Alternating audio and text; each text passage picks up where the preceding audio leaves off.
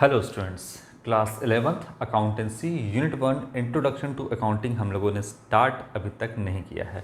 हम लोग क्या कर रहे थे, सबसे पहले समझ रहे थे कि ह्यूमन एक्टिविटीज़ से कौन सा इकोनॉमिक एक्टिविटीज़ होता है, नॉन इकोनॉमिक एक्टिविटी क्या है, बिजनेस, प्रोफेशन एंड एम्प्लॉयमेंट ये क्या है, हम समझ रहे थे।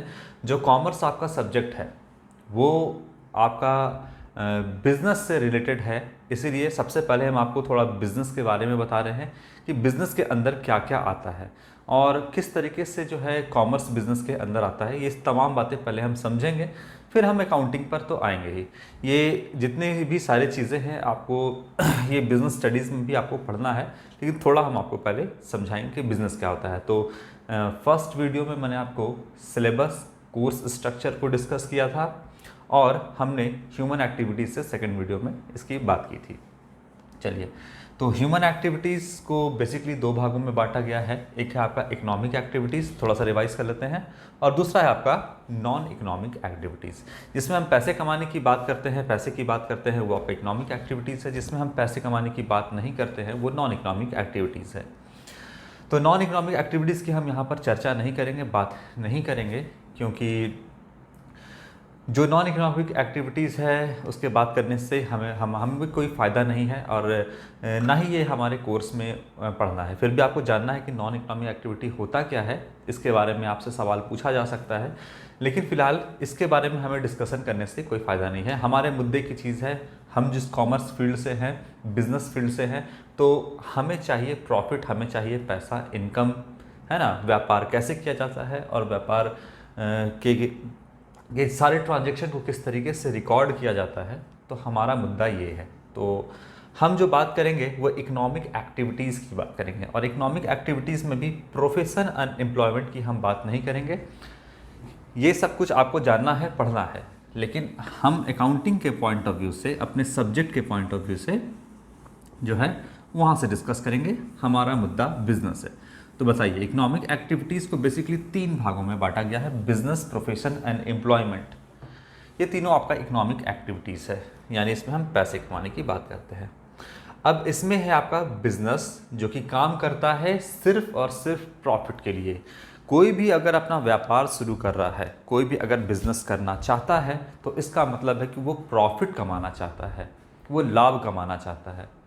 और बिना प्रॉफिट के कोई भी बिजनेस होता ही नहीं है। आप मार्केट चले जाओ, छोटा से छोटा व्यापारी भी, एक बादाम बेचने वाला भी जो ठेला पे बेचता है, वो भी प्रॉफिट कमाने के लिए ही बैठा हुआ है। आप गोलगप्पा खाते हो, ठीक है, तो गोलगप्पा आप पेट भरने के लिए नहीं खाते हो, वो आप खाना नहीं है, आप मुंह के टेस्ट के लिए खाते हो, जीभ के स्वाद के लिए खाते हो। तो आप तो खा रहे हो, लेकिन वो सामने वाला क्या कर रहा है, कभी सोचे हो? व्यापार कर रहा है, बिजनेस कर रहा है। अब बिजनेस के अंदर क्या आता है आपका, छोटा से छोटा व्यापारी हो, बड़ा से बड़ा व्यापारी हो, सब लोग काम करता है किसके लिए? तो आपके प्रॉफिट के लिए। बिना प्रॉफिट मोटिव के देख लो, कितना भी आप एडवर्टीजमेंट देख लो, जब आप क्रिकेट देखते होगे तो ओवर जब कंप्लीट होता है तो एडवर्टाइज आता है आपका, ये क्रीम लगाइए, ये चीज़ खाइए, वो करिए, ये करिए। एक्चुअली में सब कुछ व्यापार ही है। एडवर्टीजमेंट का कॉस्ट पे किया जाता है बच्चे, बिना कॉस्ट पे किया। ऐसे नहीं है कि जो आ रहा है आपका एडवर्टीजमेंट, जो भी आप देखते हो बीच बीच में सीरियल देखते हो तो उसके बीच में आता है, तो वो उसके लिए कॉस्ट पे किया जाता है। अगर शाहरुख खान कोई प्रचार कर रहा है किसी प्रोडक्ट का, अगर सलमान खान कुछ कर रहे हैं कि भाई थम्स अप पीने से तूफान आ जाता है, ये सब वो सब, तो बिना पैसे लिए वो काम नहीं करते हैं, और वो प्रमोट कर रहे हैं कि आप थम्स अप पीजिए, इससे तूफान आएगा। तो ऐसा कुछ आता नहीं है, उल्टा आपकी बॉडी में नुकसान करता है। लेकिन बात यह है कि उनको अपना प्रोडक्ट बेचना है और कमाना है प्रॉफिट। आप फेयर एंड लवली या किसी भी प्रोडक्ट को लगाने से अगर वो दावा करता है कि आप गोरे हो जाइएगा, तो याद रखिएगा कि व्यापारी को आपके गोरे होने और ना होने से कोई फ़र्क नहीं पड़ता है। आपका गोरा करना उनका मकसद नहीं है कि आपको गोरा कर दें, आप ज़्यादा फेयर दिखें, इसके लिए वो काम नहीं कर रहे। वो काम कर रहे हैं बिजनेस में प्रॉफिट के लिए। वो प्रमोट कर रहे हैं कि आपको ऐसा करने से ऐसा हो जाएगा, आपको लगेगा कि ऐसा होगा या नहीं होगा वो तो भगवान मालिक है, लेकिन आपको आपके दिमाग में वो ये बात डालने की कोशिश करते हैं कि ऐसा होगा, आप अच्छे दिखेगा, हैंडसम दिखेगा, है ना, इसकी वजह से, या ब्यूटीफुल दिखेगा।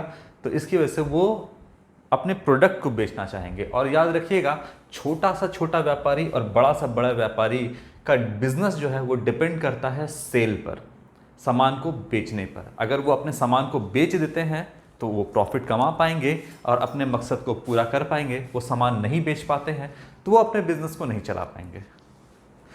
तो देखिएगा, बड़ी बड़ी कंपनियां हैं, रिलायंस है, टाटा है, ये सारी कंपनी जो है आपका, तो ये लोग अपने प्रोडक्ट को बेच पाते हैं। एक छोटा सा व्यापारी अगर एक बोलो कि रेडी पर सामान बेचने वाला भी बहुत अच्छा प्रॉफिट कमाता है, और एक बड़ा सा शोरूम खोलने पर भी हो सकता है कि उसका सामान सेल ना हो तो उसका बिजनेस बंद हो सकता है। मैंने तो अपनी आंखों से देखा है कि अगर गोलगप्पे वाले की ही बात करें तो बहुत छोटा सा व्यापारी है, गंदा सा कपड़ा पहने होता है, फटा सा जींस पहने होता है, और क्या करता है वो अपना गोलगप्पा बेच रहा है। और एक सूट बूट टाई पहने वाला आदमी कंपनी में काम कर रहा है, उसकी सैलरी मिल रही है मान लो 40,000 रुपये, 50,000 रुपये सैलरी मिल रही है। गोलगप्पा बेचने वाला उससे ज़्यादा कमा रहा है। तो कपड़े पर मत जाइए, सामान के सेल पर जाइए आप, कि कौन जो है आपका सामान बिजनेस सेल कर पा रहा है। तो अगर बिज़नेस बड़ा हो, सामान सेल नहीं हो रहा है तो भी बेकार है। तो इसीलिए हर बिजनेसमैन ये चाहता है कि मेरा सामान बिके, इसीलिए वो क्या कराते हैं, टीवी में या कहीं पर भी एडवर्टाइज़ कराते हैं कि मेरा सामान बिके और हम प्रॉफिट कमा पाएँ, हमारी कंपनी चल पाए, अच्छा ग्रोथ हो हमारी कंपनी का। वो इसके लिए काम कर रहे हैं। ठीक है, वो बिजनेसमैन का जो है अच्छा प्रोडक्ट देना काम है। अच्छा प्रोडक्ट, ये नहीं कि सारा फ्रॉड ही है आपका, अच्छा प्रोडक्ट देते हैं, अच्छा कीमत लेते हैं, लेकिन काम किसके लिए कर रहे हैं, प्रॉफिट के लिए यहाँ पर काम होता है। तो कॉमर्स पढ़ रहे हो आप, कम से कम कॉमर्स आपने लिया है तो एडवर्टीजमेंट की दुनिया को आप समझो कि वो क्यों कह रहे हैं, ख़राब से ख़राब प्रोडक्ट को भी वो बेच देना चाहते हैं, समझे। चलिए, अब इसके बाद जो है बिजनेस। अब बिजनेस को बताइए कितने भागों में बांटा गया है। बिजनेस को 2 भागों में बांटा गया है। बिजनेस को जो है वो 2 भागों में बांटा गया है। एक है आपका इंडस्ट्री। अब हम बिजनेस की बात करेंगे। बिजनेस को 2 भागों में, इसको हटा देते हैं।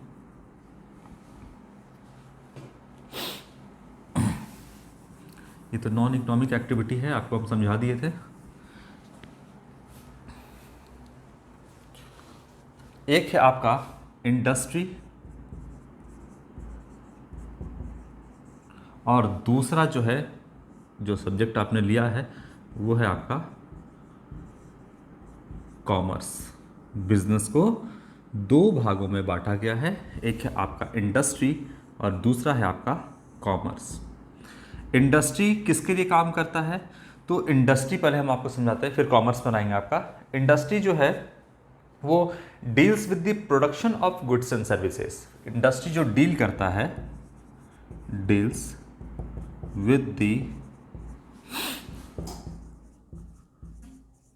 Production of goods and services.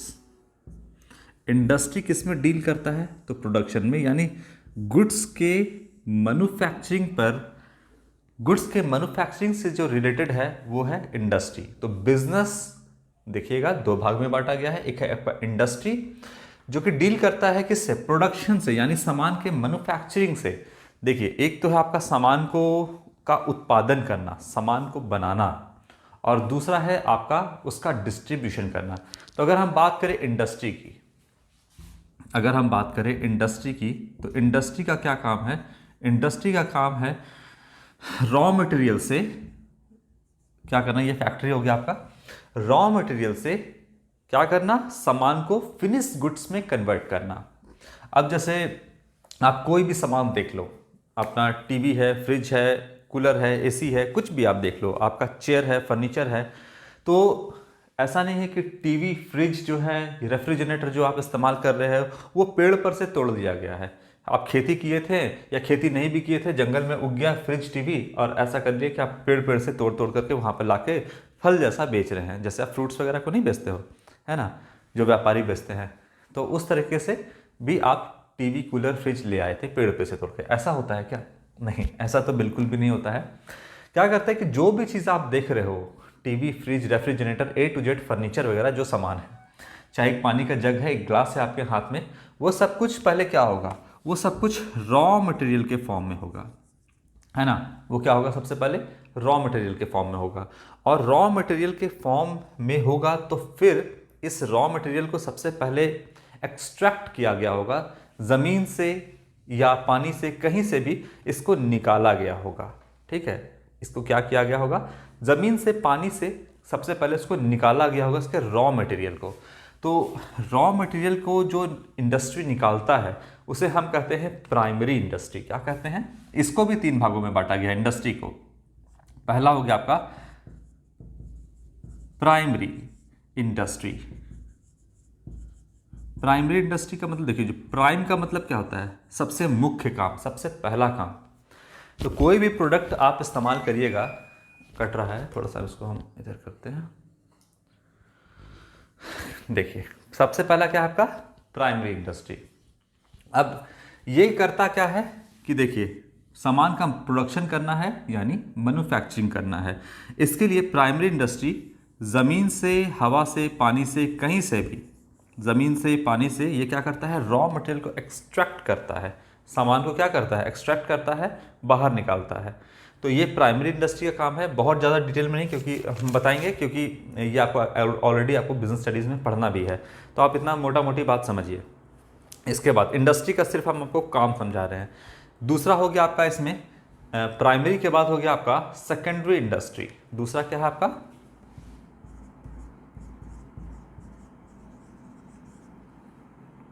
Secondary industry. दूसरा जो है आपका सेकेंडरी इंडस्ट्री है आपका। अच्छा, सेकेंडरी इंडस्ट्री में क्या होता है आपका कि इसमें जो है आपका मैन्युफैक्चरिंग और कंस्ट्रक्शन का काम होता है। कहने का मतलब है कि यहाँ से जो रॉ मटेरियल लाया गया, इसको कहाँ पहुँचाया जाता है, ट्रांसपोर्टेशन के ज़रिए इस सामान को सेकेंडरी इंडस्ट्री में पहुँचाया जाता है, जहाँ पर जो है सामान को बनाया जाता है और फिनिश गुड्स में कन्वर्ट किया जाता है। इसमें 2 चीज़ें आपकी आती हैं, एक है आपका मैन्युफैक्चरिंग इंडस्ट्री और दूसरा है कंस्ट्रक्शन। तो फिलहाल आप बस इतना समझो यहाँ पर कि रॉ मटेरियल से यहाँ पे लाया जाता है और रॉ मटेरियल को यहाँ पर फिनिश गुड्स में कन्वर्ट किया जाता है। इसके अंदर एक और आता है आपका टर्सरी इंडस्ट्री।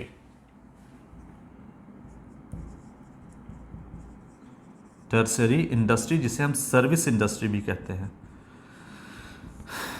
टर्सरी इंडस्ट्री क्या होता है आपका, 3 भाग है इसका इंडस्ट्री का। प्राइमरी, ज़मीन से सामान निकालना, सेकेंडरी, इस जो रॉ मटेरियल है उससे फिनिश गुड्स में कन्वर्ट करना, और यहाँ पर है आपका टर्सरी इंडस्ट्री, जो कि आपका प्राइमरी इंडस्ट्री और सेकेंडरी इंडस्ट्री को सपोर्ट करने के लिए बनाया जाता है।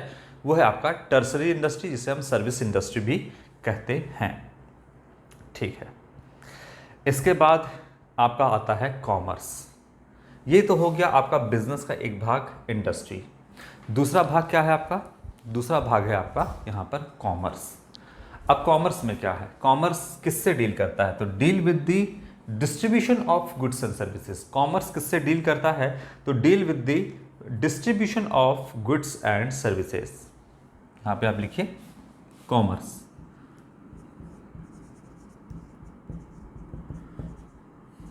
with the distribution of goods and services।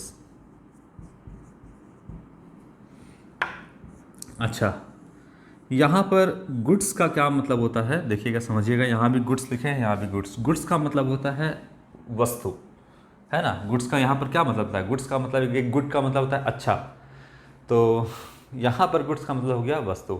तो कॉमर्स जो है वो डील करता है किससे, distribution of goods and services.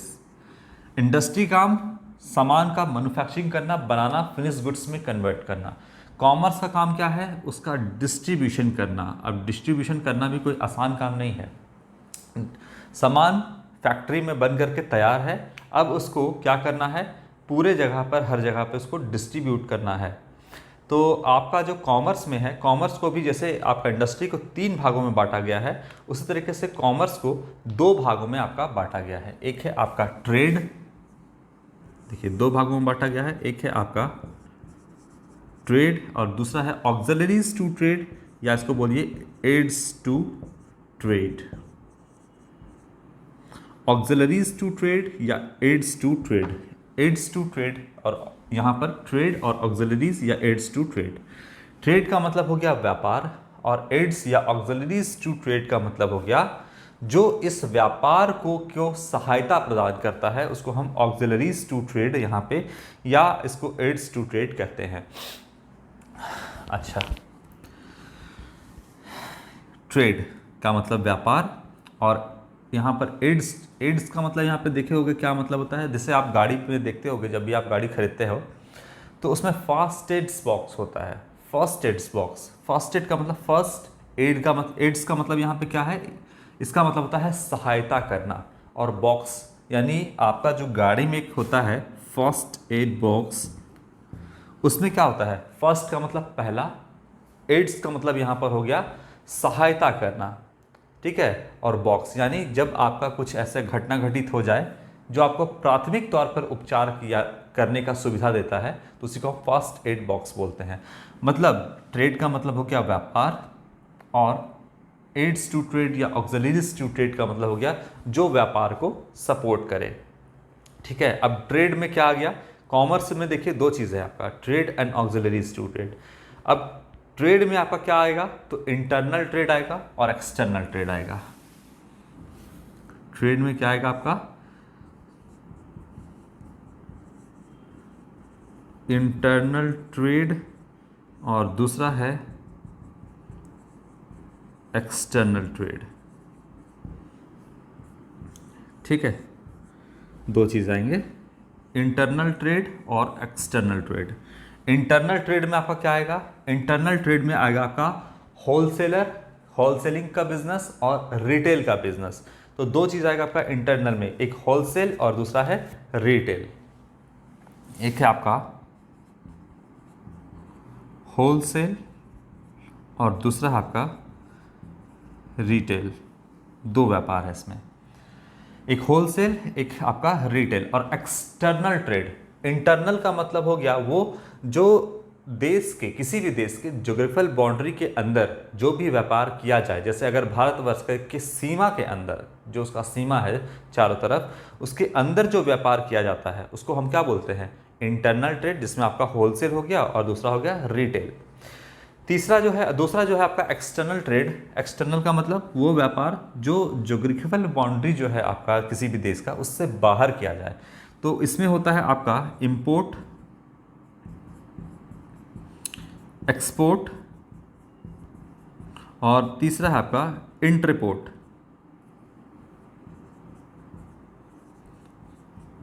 Import, export और इंटरपोर्ट, तीन तरीके का आपका यहाँ पर एक्सटर्नल ट्रेड है।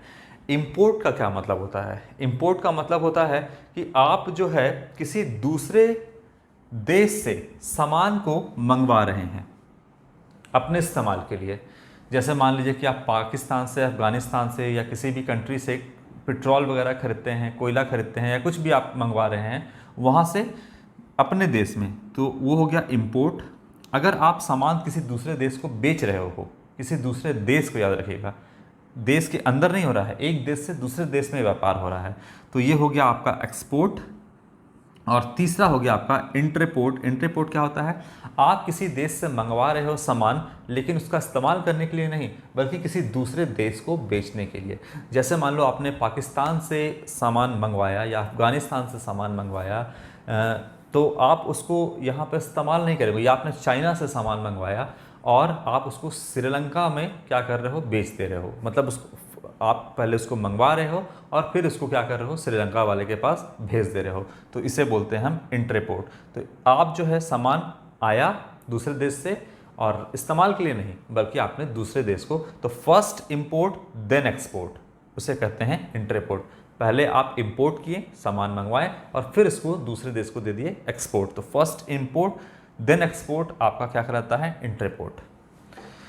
होलसेल क्या है, होलसेल है आपका कि जो आपका इंडस्ट्री है जो सामान का मैन्युफैक्चरिंग कर रही है, तो वहाँ से क्या करता है, होलसेल का जो बिजनेस होता है, आप जानते होंगे कि भारी मात्रा में बल्क में सामान वहाँ से खरीद के लाता है, छोटा मोटा नहीं, कि आप भाई दो चार सामान वहाँ से खरीद कर लाएं। वो बल्क में अलग अलग वैरायटी का सामान खरीद करके लाता है। और उसके बाद जो रिटेल बिजनेस है, रिटेल मतलब जितना भी चौक चौराहा पे आप बिजनेस देखते हो वो सारा रिटेल का बिजनेस है। रिटेल मतलब खुदरा व्यापारी जिसको कहते हैं। इस होलसेलर के पास से, जो कि भारी मात्रा में मैन्युफैक्चरर के पास से सामान खरीद के लाया है, ये क्या करता है, आपका छोटा छोटा मात्रा में, जितना बड़ा दुकान है उसके हिसाब से सामान लाता है और अल्टीमेट कस्टमर को, यानी हम जैसे लोगों को वो बेचता है। तो उसे बोलते हैं रिटेल। तो होलसेल हो गया, एक हो गया आपका रिटेल। ये इंटरनल ट्रेड जो कि कॉमर्स में ही आता है। और ट्रेड क्यों करते हैं, तो ट्रेड का जो एम होता है वो होता है आपका क्या करना, प्रॉफिट कमाना। जो भी आपका ट्रेड है, व्यापार है, उसका मकसद क्या है, तो उसका मकसद है आपका प्रॉफिट ही कमाना, इसका मेन मकसद होता है। ठीक है। इसके बाद आपका आता है इंटरनल ट्रेड, एक्सटर्नल ट्रेड, ये ट्रेड के अंदर आ गया। इसके बाद है आपका एड्स टू ट्रेड या ऑक्सिलरीज टू ट्रेड। इसमें सबसे पहले आपका क्या आता है, देखिए यहां पर सबसे पहले आएगा आपका बैंकिंग। बैंकिंग जो व्यापार की सहायता करे, अब चाहे वो इंटरनल ट्रेड हो या एक्सटर्नल ट्रेड, हम बात करेंगे व्यापार की, ट्रेड की, ठीक है, इसकी जो सहायता करे उसको हम क्या कहते हैं, आपका ऑक्सिलरीज टू ट्रेड। अब बैंकिंग, बैंकिंग किस तरीके से सहायता करता है, चलिए इसको सारी चीज़ को हम पहले समझते हैं। तो यहाँ पर जो है पहले हम इसको हटाते हैं थोड़ा सा, ये तो आप समझ गए हो। जैसे अगर हम बात करें किसी भी बिजनेस की, कोई आप बिजनेस सेटअप करना चाहते हैं, तो सबसे पहले आप क्या करिएगा, आपको पूंजी की ज़रूरत होगी। बिना पूंजी के आप कोई बिजनेस स्टार्ट ही नहीं कर सकते। अगर आप गोलगप्पा या चाय भी बेचना चाहते हैं तो चूल्हा का जो है एक छोटा मोटा जो इसको बोलते हैं शॉप आपको लेना पड़ेगा। एक गोलगप्पा ही बेचना है तो उसके लिए एक ठेला आपको लेना होगा। तो कुछ ना कुछ आपको पहले शुरुआती पूंजी तो चाहिए, चाहे छोटा व्यापार करना हो चाहे बहुत बड़ा व्यापार करना हो। तो मान लीजिए कि किसी शॉपिंग मॉल की हम बात करते हैं, आप कोई शॉपिंग मॉल जो है यहाँ पर बनाना चाहते हो। देखिए बैंक, अगर आप कोई शॉपिंग मॉल बनाना चाहते हो, कोई बड़ा सा व्यापार खोलना चाहते हो, तो सबसे पहले आपको किस चीज़ की ज़रूरत होगी, पूंजी की ज़रूरत होगी। अब कोई भी बिजनेसमैन बिजनेस शुरू करता है तो जाहिर सी बात है कि उसके पॉकेट में इतना रुपया नहीं होगा कि वो बिज़नेस स्टार्ट कर सके, लेकिन फिर भी वो बिज़नेस शुरू करना चाहता है। तो ज़मीन चाहिए होगा जहाँ पर वो अपना बिज़नेस को सेटअप करेगा, ज़मीन का टुकड़ा चाहिए होगा जहाँ पर वो अपना बिज़नेस को करेगा। तो सबसे पहले ज़मीन के लिए पूंजी चाहिए। फिर इसके ऊपर बिल्डिंग बनेगा मान लीजिए आपका, तो बिल्डिंग के लिए पूंजी चाहिए, पैसा चाहिए। तो ये पैसे का रिक्वायरमेंट कौन पूरा करेगा बताइए। इस बिज़नेस को स्टार्ट करने में, ठीक है, हमारे पॉकेट में जितना पैसा है हम इस व्यापार में लगा देंगे, लेकिन क्या जितना पॉकेट में पैसा है उतना ही से हो जाएगा? हर किसी के पास इतनी पूंजी नहीं होती, तो वो पूंजी का अरेंजमेंट करता है। तो बताइए इस व्यापार को खड़ा करने में, बनाने में कौन सहायता प्रदान करेगा? बैंकिंग। आप कहाँ जाओगे, बोलोगे बैंक से कि हम जो है लोन लेना चाहते हैं, पैसा चाहिए हमें बिज़नेस सेटअप करने के लिए, तो हमें लोन चाहिए। तो बैंक वाला क्या करेगा, जो भी आपके स्टेटस को चेक करेगा कि आप लोन कैसे चुकोगे, क्या होगा, लेकिन बैंक वाला आपकी सहायता करेगा। क्या करेगा? एड्स का मतलब सहायता, टू ट्रेड मतलब इस व्यापार को सहायता प्रदान करेगा। कौन? बैंक। लोन लेकर के बदले में इंटरेस्ट लेगा। बैंक भी बिजनेस है। देखिए आ कहाँ रहा है सबसे, आप इसको लिंक जोड़िएगा। ट्रेड हो चाहे ऑक्सिलरीज टू ट्रेड हो आपका, या एड्स टू ट्रेड हो, इसमें आपका बैंकिंग आ रहा है। अब ये सब कुछ लिंक कहाँ से है, देखिए कॉमर्स से, और कॉमर्स से लिंक कहाँ का है, देखिए बिजनेस से, और बिजनेस किसके लिए काम कर रहा है? प्रॉफिट के लिए। यानी इससे जो भी चीज़ नीचे में आएगा, यहाँ से जो भी चीज़ें हम नीचे यहाँ पर लिखेंगे वो सब कुछ बिजनेस का पार्ट है और वो प्रॉफिट के लिए काम कर रहा है। तो यहाँ पर बैंकिंग जो है, ये देखिएगा कहाँ से लिंक जुड़ रहा है सबका, बिजनेस से। तो चाहे इंडस्ट्री हो चाहे कॉमर्स हो, और प्राइमरी हो, सेकेंडरी हो, टर्सरी हो, कॉमर्स में ट्रेड हो, एड्स टू ट्रेड हो, सब कुछ बिजनेस है। और बिजनेस किसके लिए काम कर रहा है? प्रॉफिट के लिए। ये बात आप ध्यान रखो। तो यहाँ पर बैंकिंग जो इसकी सहायता करेगा, बदले में क्या करेगा? इंटरेस्ट लेगा। लोन पर क्या लेगा? इंटरेस्ट लेगा बैंक। तो बैंक इस बिजनेस की सहायता कर रहा है, लेकिन ये खुद भी तो व्यापार कर रहा है, लोन देगा बदले में इंटरेस्ट लेगा, तो सहायता तो किया ना। भले ही आपसे इंटरेस्ट लिया, इंटरेस्ट काहे नहीं देगा? कोई भी व्यापारी क्यों ऐसा ही काम करेगा? वो इंटरेस्ट तो लेकर के ही काम करेगा। तो बैंकिंग इसको सहायता प्रदान कर रहा है, बदले में ये खुद भी व्यापार कर रहा है। बैंक है ना, क्या करता है कि अपने कस्टमर को लोन देता है और बदले में जो है इंटरेस्ट लेता है। ये बैंक का कमाई का जरिया है। और बैंक क्या कर रहा है? कुछ नहीं कर रहा है, प्योरली यहाँ पर वो बिजनेस ही कर रहा है। बैंक भी अलग अलग प्रोडक्ट जो है बेचता है अपने कस्टमर को कि आप ये ले लीजिए, आप वहाँ इंश्योरेंस करवा लीजिए, ये कर लीजिए, ये हमारे बैंक में ये ऑफ़र आया हुआ है, इसका लाभ उठाइए। तो ये सारी चीज़ें जो है क्या है? व्यापार का ही तो पार्ट है। तो जो बैंक चला रहे हैं वो एक तरह से व्यापारी ही हैं, ठीक है। और क्या बोले इसमें, इसके अंदर जो जॉब कर रहे हैं उनको मिलता है सैलरी, तो वो आ जाता है आपका एम्प्लॉयमेंट के अंदर। लेकिन बैंक क्या है? बैंकिंग आपका बिजनेस है। इंश्योरेंस क्या है? आपका बिजनेस है। तो ये सब कुछ आपका बिजनेस है। खैर, हम आपको पहले मोटा मोटी चीज़ समझा दे रहे हैं। बैंक आपका क्या है? बिजनेस है। इसके बाद और बताइए कि इस व्यापार को सहायता कौन प्रदान करते हैं? तो इसके बाद हो गया आपका ट्रांसपोर्टेशन। क्या हो गया आपका? ट्रांसपोर्ट।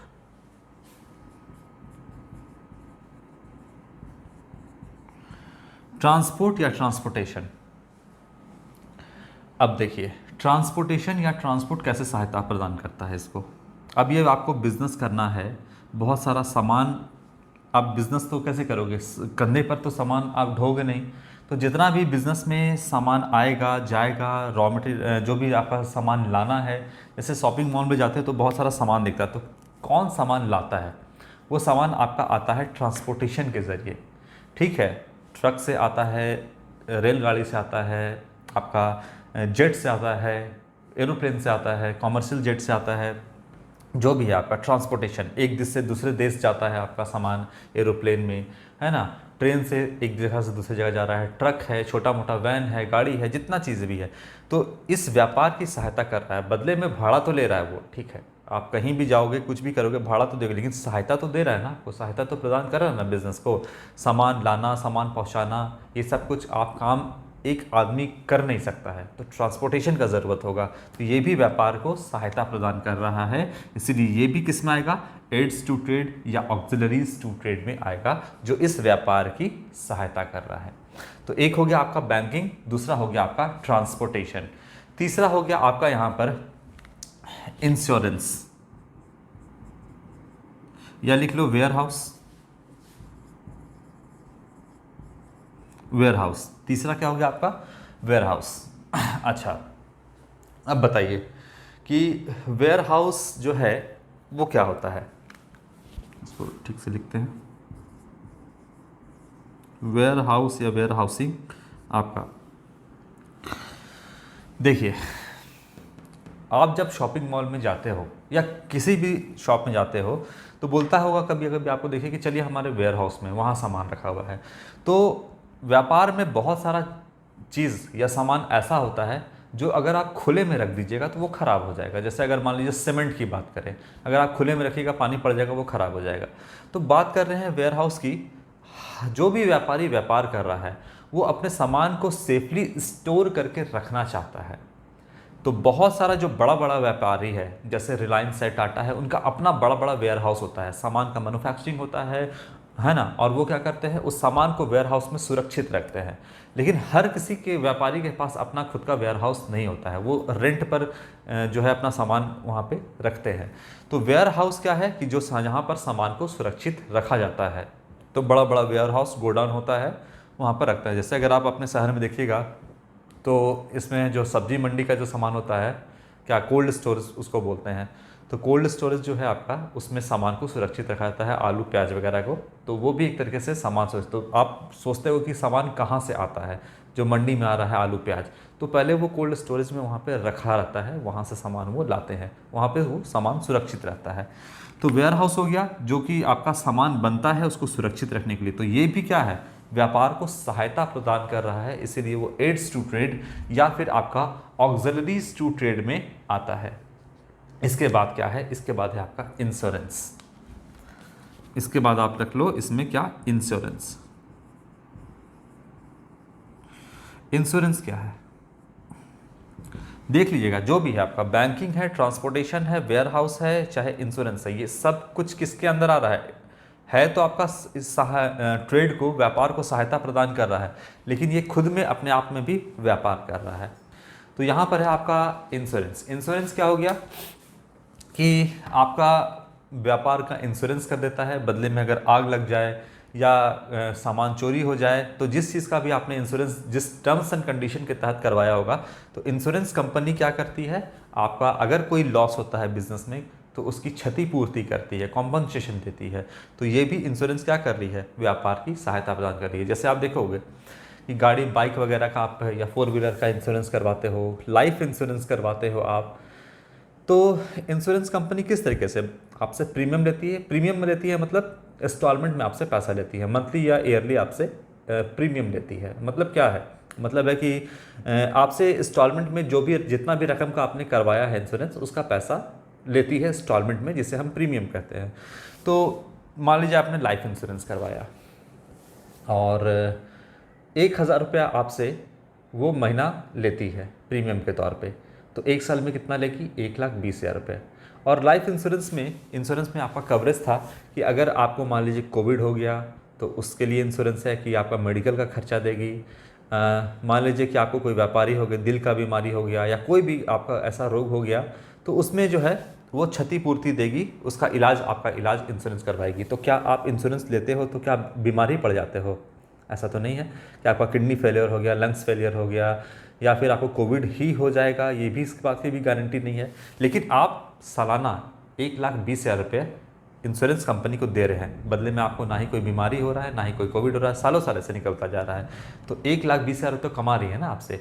सोचिए ऐसा ऐसा कितने लोगों का वो उसने इंश्योरेंस किया होगा, तो बल्क में पैसा आ रहा है उनके पास, बदले में 1-2 को अगर कोई प्रॉब्लम हो रहा है तो उनको सहायता भी देती है, क्षतिपूर्ति भी करती है। तो इंश्योरेंस क्लेम करना पड़ता है, प्रोसेस होता है। तो छोटा मोटा अगर आपको कुछ हुआ, सर्दी खांसी बुखार, तो आप क्या करोगे, 10 रुपये 100 रुपये का दवा है तो आपको जाएंगे इंश्योरेंस कंपनी के पास कि देखिए हमको सर्दी खांसी बुखार हो गया है, हमको दवा चाहिए, तो आपको दे देगी। लेकिन क्या आप 100 रुपये की दवा के लिए आप इंश्योरेंस कंपनी के पास क्लेम करने जाइएगा? वो जानता है कि मेरे पास क्लेम करने आप नहीं आइएगा, 100 रुपये के लिए अपना दवा खरीद के खा लीजिएगा। वो मना नहीं करेगा, आपको दे देगा, लेकिन जानता है वो कि आप 100 रुपये का दवा खुद से खरीद लीजिएगा। तो ये भी व्यापार कर रहा है, ठीक है।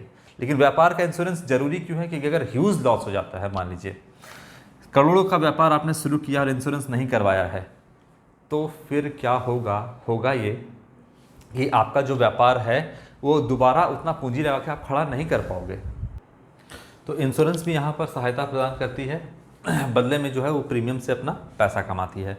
अगर बिजनेस में मान लीजिए बड़ा लॉस हो गया, करोड़ों की संपत्ति लगा करके आपने यहाँ पर बिजनेस को खड़ा किया है, तो अगर आपने इंश्योरेंस नहीं करवाया है और अगर आपके व्यापार को कुछ हो जाता है तो फिर उतनी पूंजी आप कहाँ से लाओगे? इसलिए इंश्योरेंस करवाना ज़रूरी होता है। तो ये हो गया आपका इंश्योरेंस खुद भी अपने में व्यापार कर रहा है, लेकिन फिर भी ये ट्रेड को यानी व्यापार को सहायता प्रदान कर रहा है। इसके बाद है एडवर्टाइजिंग। एडवर्टीजमेंट या एडवर्टाइजिंग जो है आपका, ये भी व्यापार को सहायता प्रदान करता है। कैसे करता है व्यापार को सहायता प्रदान? कस्टमर को कैसे पता चलेगा कि कोई भी न्यू प्रोडक्ट लॉन्च हुआ है मार्केट में, उसकी क्या क्वालिटी है, क्यों आपके प्रोडक्ट को लोग खरीदेंगे, कैसे आपके प्रोडक्ट को लोग खरीदेंगे? जैसे मान लीजिए कि एक छोटा सा एग्जांपल देते हैं आपको कि नैनो कार को आप जानते हो, छोटा सा टाटा ने बनाया था नैनो कार, लखटकिया कार उसको बोलते थे, हालांकि लाख रुपए में मिलता नहीं है और अब उसका प्रोडक्शन भी बंद हो गया है। तो क्या किया, जितना भी न्यूज़ चैनल पे उसका एडवर्टाइज आ रहा है, यहाँ वहाँ सब लोग एडवर्टाइज कर रहे हैं नैनो नैनो। तो आपके कान तक ये बात कैसे आया कि नैनो जो है लखटकिया कार वो जो है मार्केट में आने वाला है, टाटा कंपनी जो है इसको बना रही है? कैसे पता चला? कैसे आप तक ये बात आ गई? क्या वहाँ मैन्युफैक्चरिंग शुरू हुआ और आप यहाँ पर आंख बंद करके आपको कोई मन में ध्यान किए और नैनो कार का प्रोडक्शन हो रहा है, आपके दिमाग में ये बात आया? नहीं, कहीं ना कहीं वो एडवर्टीजमेंट के ज़रिए दिमाग तक आपकी बात पहुँची, आपको इन्फॉर्मेशन मिला। तो ये भी जो है अपने में व्यापार कर रही है। जो भी व्यापार कर रही है एडवर्टाइजिंग कंपनी, बदले में पैसा ले रही है और आपका एडवर्टाइज़ कर रही है, मतलब व्यापार की सहायता कर रही है। तो इसे बोलते हैं हम कॉमर्स। कॉमर्स में क्या है, trade, internal external trade. Internal trade में आपका हो गया होलसेल रिटेल, एक्सटर्नल ट्रेड में हो गया आपका इंपोर्ट एक्सपोर्ट इंटरपोर्ट, ये हो गया, और ऑक्सिलरी ट्रेड। तो ये सब कुछ मिलाकर के कॉमर्स बनता है और इसी में हम अकाउंटिंग करेंगे। अब जितना भी व्यापार चल रहा है, चाहे आपका ये हो चाहे इंडस्ट्री हो, आपका उसका हिसाब किताब रखना है अच्छे तरीके से। आप हर ट्रांजेक्शन को रिकॉर्ड नहीं कर सकते, हर चीज़ों को आप याद नहीं रख सकते कि हमने कितना सामान बेचा। रिलायंस इंडस्ट्री है आपका, टाटा का है आपका बिजनेस, बड़ा बड़ा व्यापार है, तो कितना ट्रांजेक्शन हुआ, कि कितने लोगों को सामान बेचा, आप सब कुछ याद नहीं रख सकते हो। आपका दिमाग इतना है ही नहीं कि आप सारी चीज़ों को याद रखो। तो इसीलिए जो है हम अकाउंटिंग करते हैं। अकाउंटेंसी जो सब्जेक्ट है, इसका लेखा जोखा पूरा रखती है, जो कि एक बहुत बड़ा फील्ड है आपका। तो ये आप हमेशा ध्यान में रखोगे कि अकाउंटिंग हम क्या कर रहे हैं। तो सारे चीज़ जितना भी व्यापार हो रहा है, इसके ट्रांजेक्शन को हम रिकॉर्ड करेंगे, और क्या प्रॉफिट क्या लॉस है, और क्या बिजनेस का फाइनेंशियल पोजीशन है, ये सब कुछ हम पता करते हैं।